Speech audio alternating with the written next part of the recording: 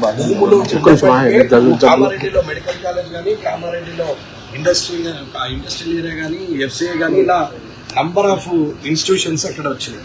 ఇవాళ ఆ భూమే కనెక్ట్ చేయకుంటే కామారెడ్డిలో ఏముంటుండే ఇది అర్థం చేసుకున్నాం. 2004 నుంచి 2009 వరకు ఉన్నటువంటి వైఎస్ఆర్ గారు ముఖ్యమంత్రిగా ఉన్నప్పుడు తెలంగాణ యూనివర్సిటీ కామారెడ్డిలో తీసుకొచ్చే దమ్ము తెలివి లేదు. అది కొత్తగా డిచ్పల్లిలో పెట్టాల్సిన పరిస్థితి వచ్చింది.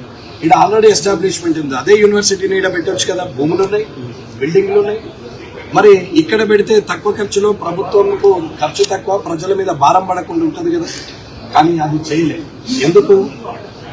ఒక్క మోడల్ స్కూల్ అన్న తీసుకొచ్చింది. అన్ని కాన్స్టిట్యున్సీలో మోడల్ స్కూల్. నేను జిల్లా పరిషత్ చైర్మన్ ఉన్నప్పుడు నేను సదాశివ్ నగర్ లో కూడా మోడల్ స్కూల్ తీసుకొచ్చి పెట్టాను. ఇది మోడల్ స్కూల్ కామారెడ్డి మండలాల్లో ఎక్కడైనా ఒక మోడల్ స్కూల్ ఉందా? కనీసం ఎక్కడైనా ఇంజనీరింగ్ కాలేజీలు కర్షకండ్ కామారెడ్డి ఇంజనీరింగ్ కాలేజీలు వస్తే అవి హైదరాబాద్ షిఫ్ట్ అయితే ఏం చేసిండు? 8.5 ఎకరాలు భూములు దున్నితే, గ్రౌండ్ను దున్నితే దాని వెనకాల ఉన్నటువంటి వ్యక్తులు ఎవరు?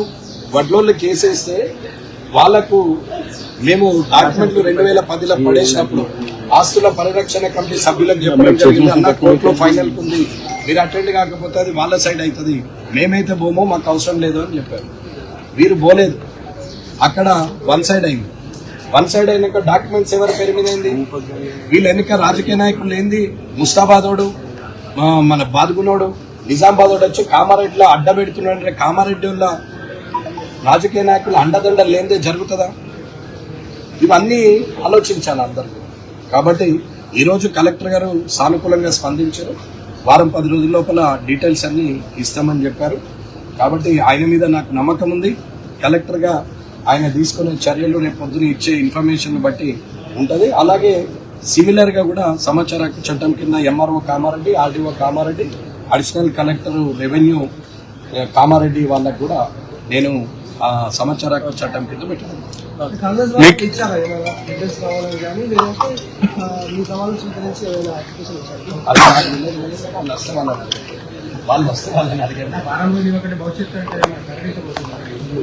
Next plan sir, next plan భవిష్యత్ కార్యాచరణ ఇది ఏమన్నా ప్రజలకు ఉపయోగపడే పని అన్నా మనకి మనిషిన పనిని పెట్టుకుని వాడు రాజకీయం చేస్తున్నా, నేను రాజకీయం చేస్తాను అంటే మీ మీద ఆరోపణలు చేశారు కదా. ఆరోపణలు కావాలి. ఆరోపణలు ఇప్పుడు సమన్వయాలని నిజ నిజాలు నిగ్గుదేల్చాలని కలెక్టర్. తప్పు చేసినోడు ఆర్టీఐ కింద పెట్టాడు, అవతలోడు ఆర్టీఐ కింద పెడితే వీడు ఆపుతాడు. అర్థమైందా? తప్పు చేసినోడు ఆర్టీఐ కింద పెట్టాడు. ఒకవేళ తప్పు చేసినోడు ఎవడన్నా ఎదుటోడు ఆర్టీఐ కింద పెట్టి ఆపుకుంటాడు. కానీ నేనే తప్పు చేసినానంటారు కాబట్టి నేనే ఆర్టీఐ కింద పెట్టా. ఇంతకన్నా సాక్ష్యం ఎప్పటిలాగా దానికి ఒక రూల్స్ అండ్ రెగ్యులేషన్ ఉంటాయి. 30 రోజుల లోపల ఇవ్వాలి. మాక్సిమం 30 రోజులు. వారం ఇవ్వచ్చు, 10 రోజులు ఇవ్వచ్చు, 30 days. మళ్ళీ అధికారులు తోటి మీడియా ముందు వస్తారు సార్. ఎందుకు? కలెక్టర్ ఆర్డీఓ వాళ్ళు ఏం చేస్తారు? వాళ్ళే చూపెడతారు కదా. అన్యాక్రాంతం ఏం కాలేదు, ప్రతిదీ కూడా ఒక్క గజం కూడా ఏం కాలేదు, అన్ని కూడా అలొకేషన్ అయిందని లెటర్ తో సహా మీకు ప్రెస్ నోట్ రిలీజ్ చేస్తారు. అంటే క్యాంప్ ఆఫీస్ మీద దాడి జరిగింది అనేది వస్తున్నారు. పోలీసులు ఎక్కడికక్కడ నాకాబందీ పెట్టి 2-3 రోజుల నుంచి ఆపుతున్నారు. ఎన్ని రోజులు ఆపినా ఎన్ని రోజులు ఆపుతారు? ఎన్ని కేసులు చేస్తారు? బీజేపీ మరి వెంకటరమణారెడ్డి గారినేమో రిక్వెస్ట్ చేసి ల్యాండ్ ఆర్డర్ ప్రాబ్లం ఉంది, బాన్సోడది కొంచెం కోఆపరేట్ చేయండి అని అంటే, నేను ఆలోచన చేసి ల్యాండ్ ఆర్డర్ ఉంది కదా అని చెప్పి బయటకు వస్తా అంటే వద్దని నన్ను ఆపేసాను. మరి వాళ్ళందరినీ ఎందుకు వదిలేదు? కుక్కలన్నీ రోడ్డు మీద ఎందుకు వదిలేరా?